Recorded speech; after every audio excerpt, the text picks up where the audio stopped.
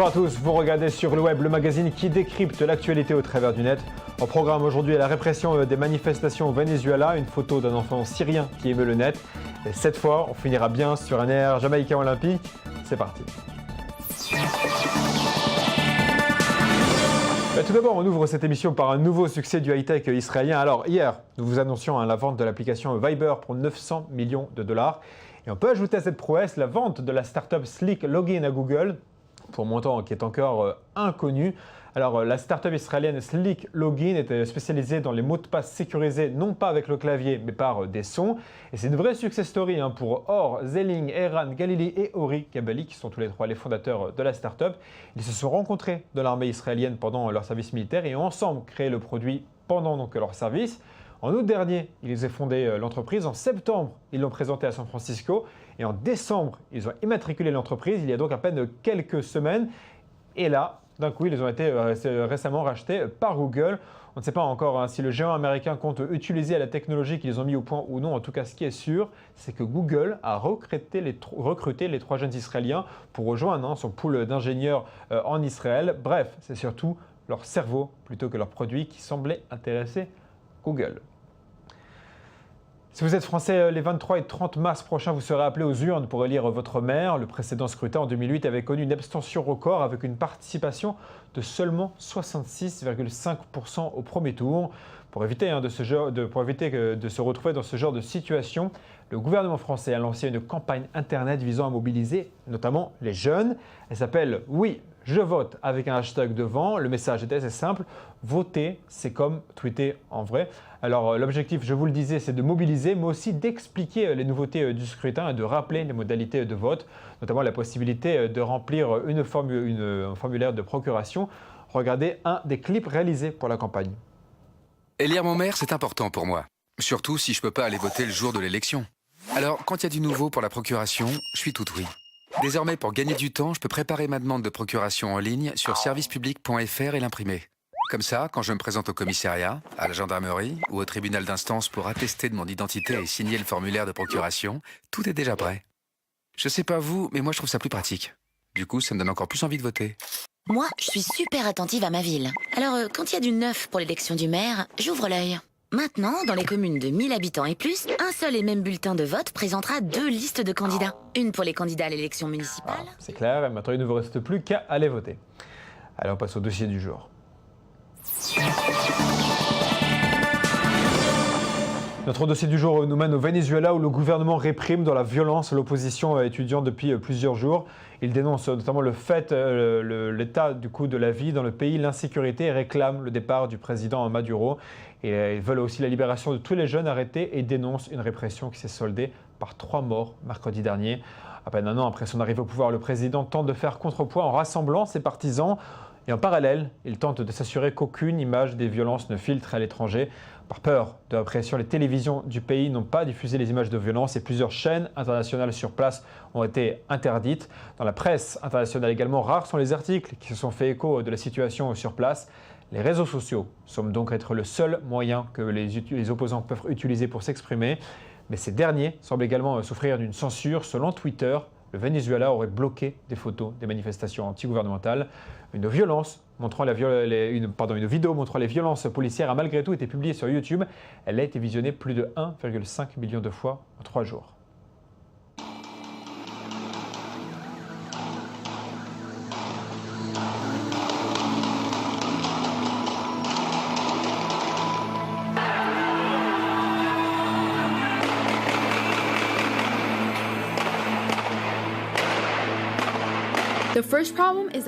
Le premier problème est que l'armée vénézuélienne traite les étudiants comme des criminels, comme s'ils portaient des armes.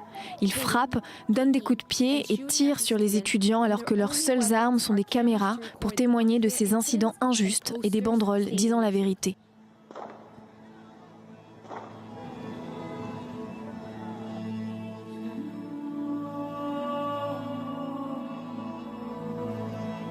Il y a peu d'informations sur le nombre d'étudiants assassinés pendant ces 3 jours d'émeutes. Il y a eu 3 morts confirmés en une seule journée et beaucoup d'autres non confirmés dans les jours qui ont suivi. Plus de 30 étudiants ont été arrêtés et emmenés en prison pour avoir protesté pacifiquement. Et pour parler de la situation au Venezuela, j'ai le plaisir d'accueillir une opposante au régime. Bonjour. Bonjour. Je précise que pour des raisons de sécurité, nous ne disons pas où vous vous situez ni votre nom. Quelle est exactement la situation sur place à l'heure actuelle? Est-ce que les manifestations se poursuivent et si oui, dans quelles conditions? Oui, il y a eu des manifestations tous les jours depuis une semaine et aujourd'hui est une journée spécialement très tense, très tendue parce que il y a eu une marche d'opposition et il y a aussi une marche de soutien au gouvernement. Donc la marche d'opposition a été appelée, c'est une marche contre la violence et contre la précarité et la pénurie d'aliments. Et cette marche va accompagner Leopoldo López, qui a eu un ordre d'arrestation du ministère de la Justice. Et cette marche va accompagner Leopoldo López jusqu'au ministère de la Justice, où lui, il va se rendre à la justice vénézuélienne.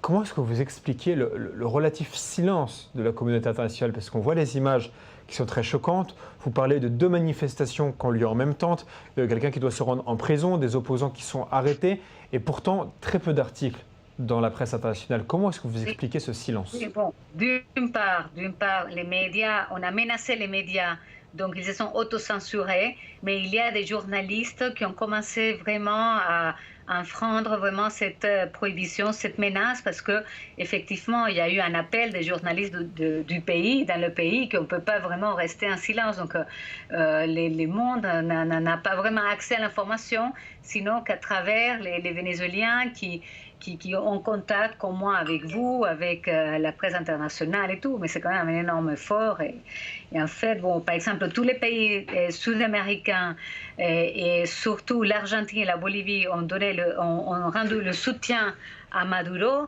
quand c'était vraiment des pays qui ont vécu des dictatures, vous voyez, et ils sont des pays soi-disant socialistes, mais ils soutiennent un gouvernement qui réprime l'opposition. Et puis l'Union européenne non plus, il y a un silence absolu et on est vraiment... on a besoin de ce support international, donc merci pour cette interview. Ouais. Je vous en prie, on va parler, si vous le voulez bien, un peu des opposants au régime. Vous avez vous-même évoqué le sort de l'un d'entre eux, de M. Lopez. Vous pouvez peut-être le présenter, expliquer à nos téléspectateurs de qui s'agit-il et quelle est sa situation aujourd'hui? Bon, en fait, il y a dans l'opposition, et Leopoldo López est un leader de l'opposition vénézuélienne, et il a été inhabilité, il avait tellement une telle popularité que Chavez l'avait inhabilité pendant 6 ans de se présenter aux élections, de pouvoir se présenter aux élections. Et il a présenté cette situation à l'Organisation interaméricaine, à la Cour interaméricaine des droits de l'homme, et il a gagné. Malgré ça, on ne l'a pas permis de se présenter pour les élections et avoir une place. Donc, bon, Leopoldo López, c'est quelqu'un, donc il est le représentant d'un parti, le dirigeant du parti Volonté Populaire. Et c'est quelqu'un. Et quelle est sa situation aujourd'hui? Vous dites il a été accompagné par une marche aujourd'hui, vous expliquiez? Oui, il est accompagné par une marche parce que, en fait, le gouvernement a fait un ordre d'arrestation parce qu'il le rend coupable des 3 morts et des blessés de la marche du 12 février. C'est-à-dire que le gouvernement rejette la responsabilité des 3 morts dont on parlait de la semaine dernière sur cet opposant. Bien sûr, qu'en fait, ce qu'a fait Leopoldo López et María Corina Machado, ce qu'ils ont fait, c'est soutenir les étudiants, parce que les étudiants, vous voyez, il y a eu 25 000 morts au Venezuela l'année dernière. On a eu 150 000 morts depuis 10 ans.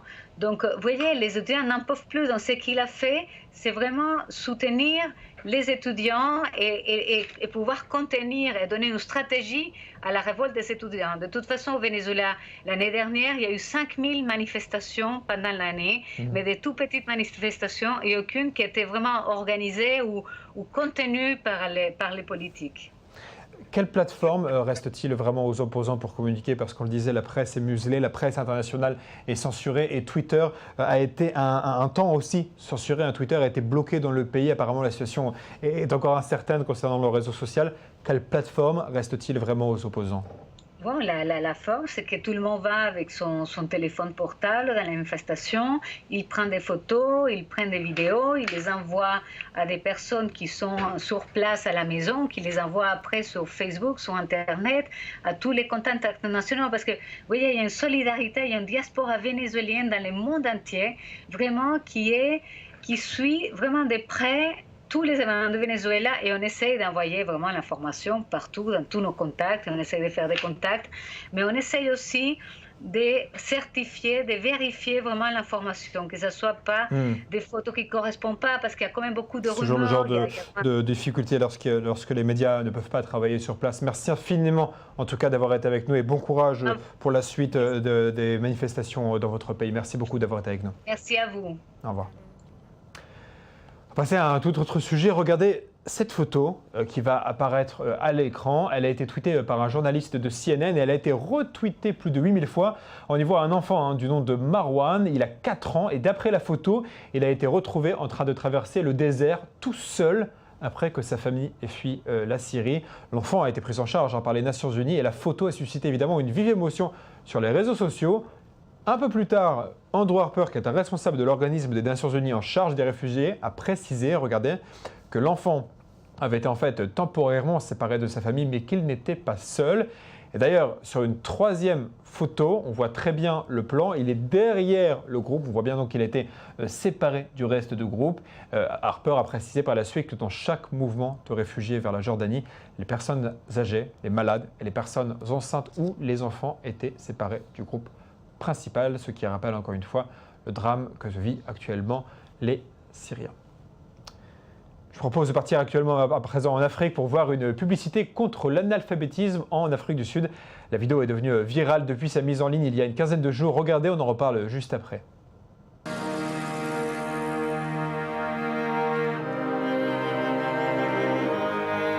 Repeat after me. A. Then B. And C. My son and I mowed the grass. A gold star. Gold star. Unbelievable.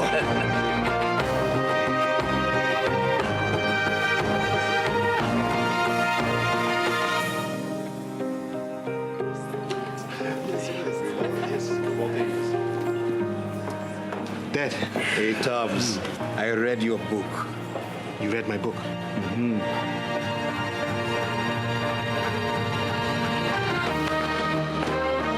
Barman, give that man a bell.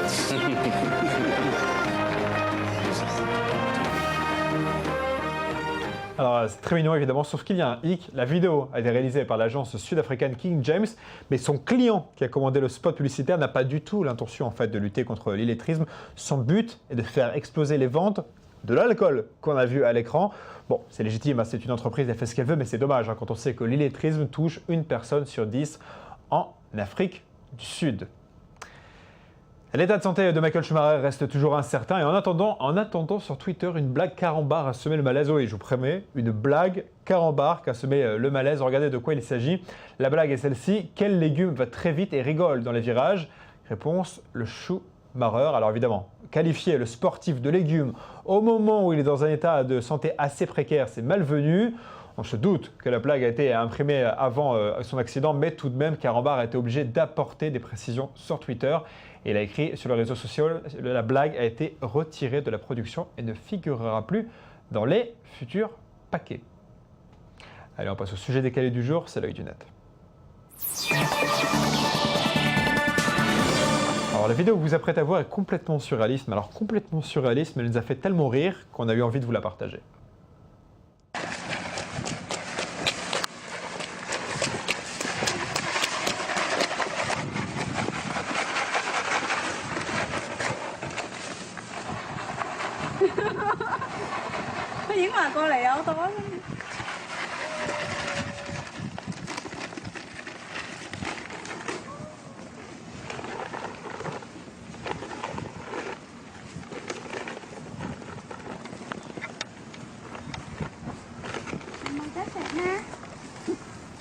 Ça ressemble à un dessin animé. Alors hier, comment vous dire, Hier, quand je vous ai dit au revoir, je vous ai dit ça. C'est la fin de cette émission, merci à vous de l'avoir suivi, on se retrouve demain, même heure, même endroit. Vous allez me manquer, on se quitte avec un air jamaïcain olympique. Bye.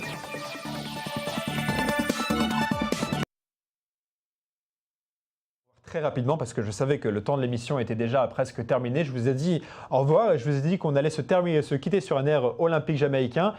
Et l'air jamaïcain n'est jamais arrivé. Je me suis retrouvé dans un grand moment de solitude sur le plateau à attendre une vidéo qui n'a jamais été lancée. Chose promis, chose due, la voilà.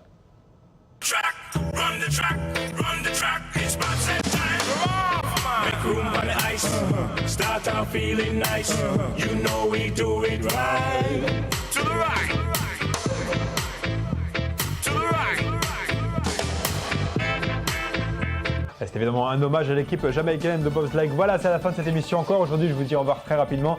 À demain, vous allez me manquer.